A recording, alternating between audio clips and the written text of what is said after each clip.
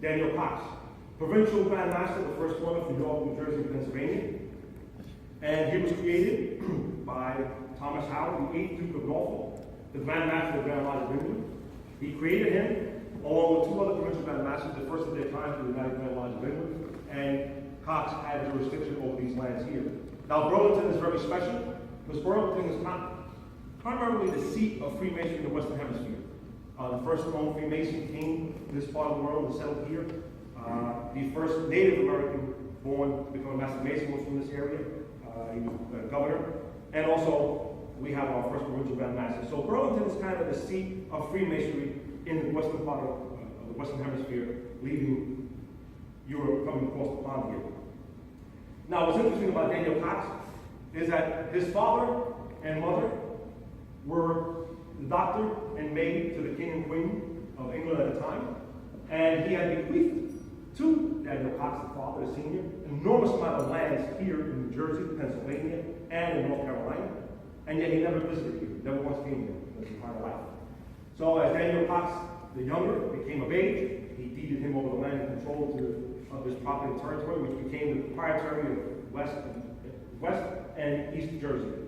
West was seated here in Burlington, East was seated in Danville, New Jersey. And he controlled most of it. But around 1703, or early 1700s, he came across here to visit this area and to lay claim to his father's vast lands and wealth, which he had never done before. Now, during that time, he had gone back to England, and supposedly at that time when he was made a Mason, although we don't know exactly when he was actually made a Mason, but it is written in Lodge number 8, in the roll calls of Lodge number 8 in England, where his name appears in 1722 as a Master Mason.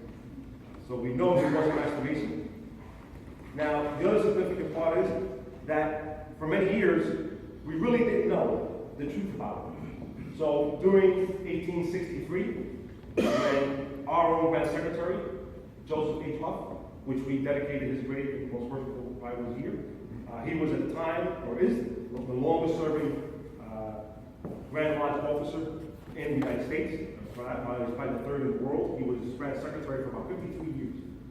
So, yeah, a long way to go, John Ryan. But in 1863, Joseph H. Huff wanted to put that to rest, and he sent a letter to the Grand Secretary of the United Grand Lodge of England, Brother Clark, asking him for the proof. And one of the proofs was this document here, which was taken at a festive board, which was held in honor of Daniel Coxe. And at the bottom, you'll see it says they were drank quarterly and toasted to the Provincial Grand Master of North America. So that is one of the first references where we actually see the fact that he is now an official person in this capacity. Now, the land that this building is on was deeded by Daniel Coxe himself. He was a member of this clergy of this church. He was very instrumental in the building of this church, along with John Talbot, the first founder of this church in 1703, and the first American bishop. Now, this is his slab, although he is not directly buried here. He is buried somewhere under here, so if you hear a knock on your bench, don't be surprised if that's Daniel's knock on move off to the side. But he is somewhere under this church, that is for sure. The other interesting thing is St. Michael's Church in Trenton. Now, their sons, he is also buried on these grounds here, and was from this area as well.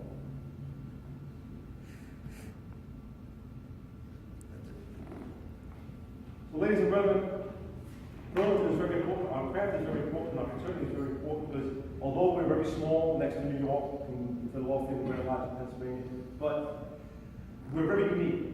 A lot of firsts happened here in New Jersey. Not only that, but a lot of our founding fathers were not just founding fathers of our family, founding fathers of the nation. They were founding fathers of the state, our legislation, our way of life, our freedoms. And at the time of the signing of our instrument to create our Grand Lodge, the oldest member was 33 years old. And that was 1787. Just imagine what these men had gone through. Fighting the whole war of independence, giving everything that they had, their whole way of life, not knowing if they would win or not. And if they would lose, they would be considered enemies and treasonous and finally killed. So it's very special when you look back at our history and who we are, who we came from. Now, who we are today is who we were. And we should be very proud of that. Very, very proud of that. Most worshipful Grand Master, if you will now please approach the east for the two special presentations. As I said before, this is something that's never been done here before, and the group photo has never been done here before.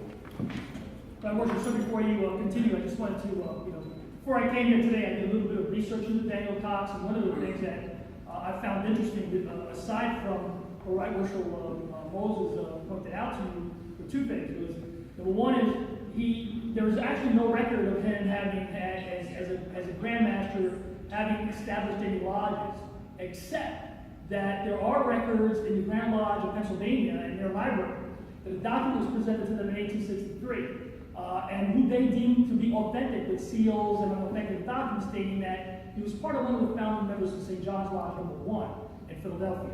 So that document, of course, no longer exists today. There is no proof of that, except for the records and that notation in the records of the library in the Grand Lodge of Pennsylvania. The other thing that I think is quite interesting is that at the time of Daniel Coxe being here and coming over to work his father's inheritance, the colonies were quite separated. You had the Maryland Catholics, you had the Scottish New Jersey, supposedly, you had the Quakers down in South Jersey, and you had the different denominations. The colonies really did not want to deal with each other, right? They wanted to have no part of each other. And one of the things that Daniel Coxe did was he wrote a book about the new lands.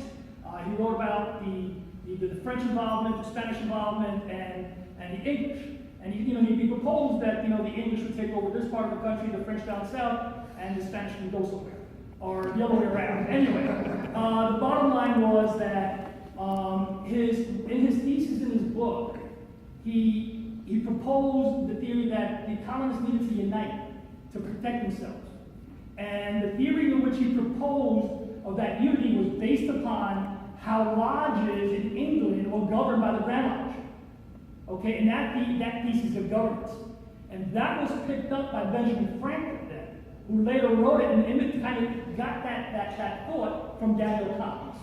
So, there's a little bit more. He's an interesting character. If you read his history, where he lived and how he came and who he associated with and what he did, how he got married, which is another interesting story for another day, with a Quaker wife.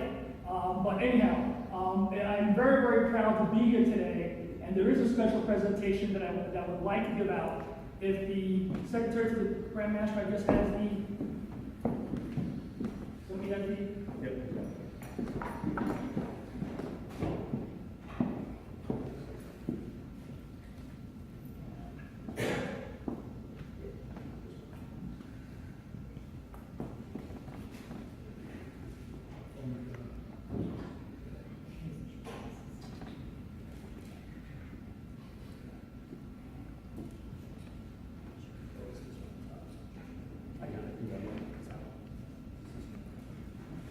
Brethren, as Grand Master, it is my privilege to present the Daniel Coxe Medal. And there are two brothers this evening who are here with us that are very deserving of this distinguished medal for their distinguished service to the craft. The first brother that, and I'm sure that when I named them and I asked them to come forward, you will all agree that they are deserving of this honor. So the first that I'd like to call up here is Brother Grand Marshal. Would you please escort Right Worshipful Brother Robert D. Monacelli up before these.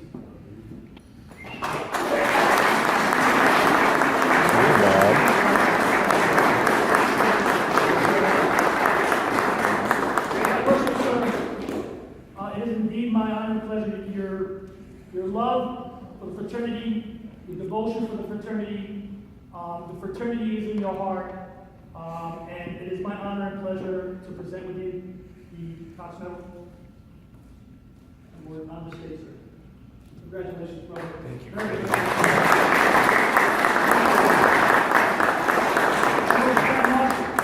Would you please give the Right Worshipful, the recipient, the public grand honors? Brethren.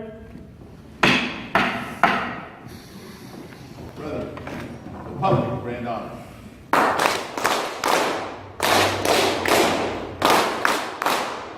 Thank you, brethren.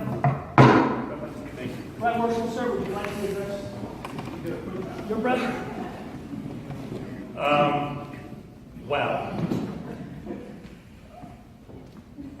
Thank you, and you've left me absolutely speechless.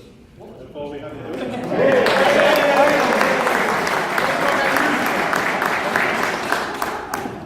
I really don't want to say this, oh, yes. You can sense it. I am very honored to be in the company of such great men who wear this medal. And Grandmaster, I thank you, and I pledge to you that I will work diligently, continue to work diligently for this fraternity, as long as I possibly can. Thank you, Brother Wilson. Thank you, sir. sir.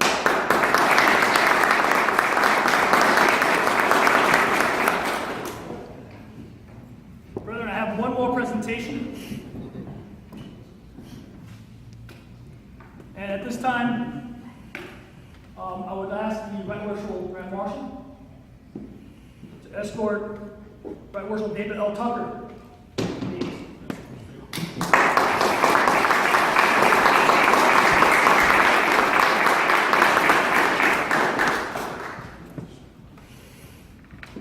Worshipful L. Tucker, I've known you for quite a long time, quite a bit.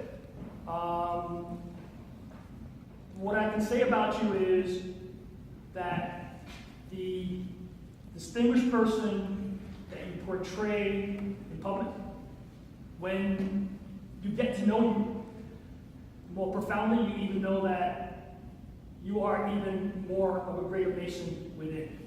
So it is my honor. And both of the certificates read the same. Worshipful Monacelli raised the Grand Lodge, the most ancient honorable society of free and accepted Masons for the state of New Jersey. This is to certify that the Grand Masters awarded the Daniel Coxe Medal to, said Right Worshipful Robert Monacelli, and this one says Right Worshipful David Tucker, Junior Grand Warden, for the distinguished service to the craft.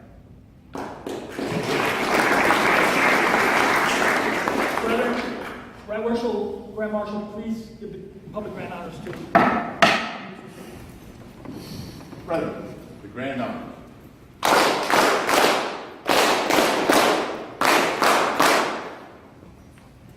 Thank you, brother.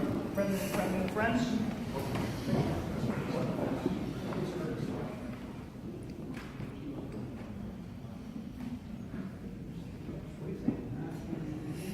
Yeah. Right Worshipful Sir, would you like to address you, brother? Yep. I would like to thank you very much, Grandmaster. I'd like to talk for a minute, of course, not about this, but about Coxe and what we're doing here today. I want to thank you all very much for traveling out to be with the Grandmaster and the Grand Line today. But most importantly, please take a little time to learn a little bit about this area and the contributions of Brother Coxe to our fraternity, and share it with others. The most important thing is sharing them. Everybody in this room is the leaders of our fraternity, and it would be best if you would learn a little bit of yourself and then take it back and maybe bring some other brothers down here and share with them some of the beauty of this area. Thank you. Thank you. Deputy Grand Master, would you like to address the brethren and their families and friends? Thank you, Grandmaster. I would just like to say it's an honor to be here with you today to witness the two new recipients of our Coxe Medal, well deserved, my brothers. And Grandmaster, it's been a great day, great evening, and thank you very much. Thank you. Again, I'd like to thank everybody who helped us put this thing together today, this great ceremony. Reverend, thank you for the use of the facility of the church. It's a beautiful church with a great history. The oldest Anglican church in New Jersey, second oldest in the country, with a deep history in New Jersey, and an interesting history in New Jersey. So well, I'm not an Anglican, I would identify with that kind of, if you know what I mean. So anyhow, I thank you all for coming out to be here. What was this? Oh, yes. Would you like to address Reverend the congregation? Thank you. I'm sorry. That's all right. That's all right. I wouldn't, except that I was asked to. So, and I won't speak very long. I will say that I have no connection to Freemasonry. except that about 30 years ago I worked as a bricklayer for quite a while. So I've got a little bit of a, but I had to work, yes. We can Right. fix that. I've been rector, my name is Father Haynes, I've been rector of St. Mary's Church for 22 and a half years. And so over that time, and I'm a historian. So over that time, I've learned a great deal about St. Mary's and about the building and people associated with it. And once you get me started, I can go on for a very long time. I will not do that. I will just say a couple of things. This building in which you are now, the appearance you see, it dates to 1875. But the building, the oldest bits of the building, date to 1703. So the oldest parts of the building are 315 years old. It's even older than you are. Not by much. I didn't get